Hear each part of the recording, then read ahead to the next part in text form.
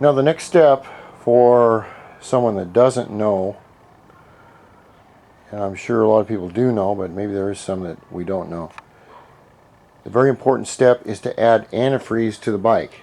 Now, antifreeze is a glycol antifreeze coolant. You can get this stuff, I don't know, $4 or $5 anywhere.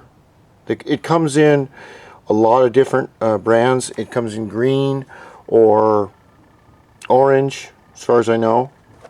And the best way, you don't want to run straight antifreeze in the bike. And you don't want to run straight antifreeze in anything.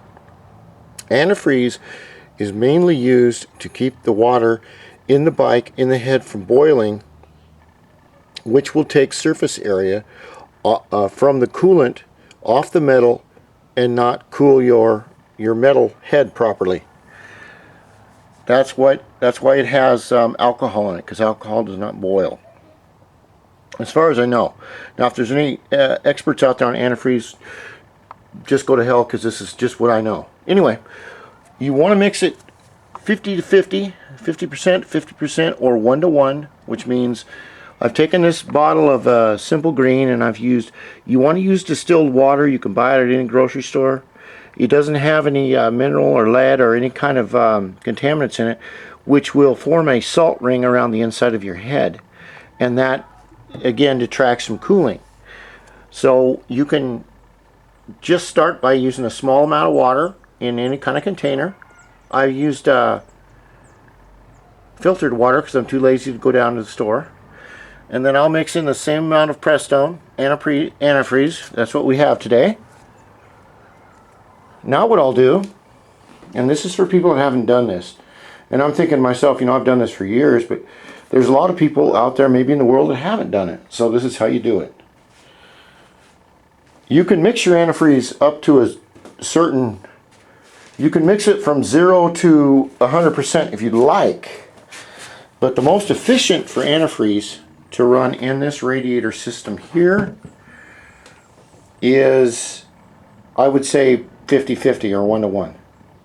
That means 1 pint of antifreeze, 1 pint of water. Then what I do is I have this little hole here which does not come with your stock head. I have it here as a breather.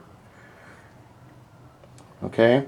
Now this is still could leak and everything else, but the law of matter states is that if you put fluid in this system, that the air that's in there has to escape, and it's a closed system and you want all the air out as much as you can get.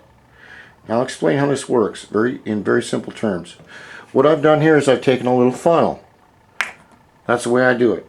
I will mix up the antifreeze once I get my battery charged up. I'll mix up the antifreeze and I will slowly pour the antifreeze water mix right in here. And I will put a small basin underneath this to catch any of the antifreeze. The antifreeze, you can get it on your hands, but you do not want to get it in your mouth or anything like that. It's poison. It's big time poison, so you want to wash your hands when you're done. Now, the way I like to do it is what I call filling the system and bleeding it of air.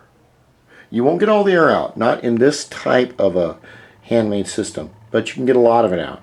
And that's the trick. Once you start riding it, the air will come out.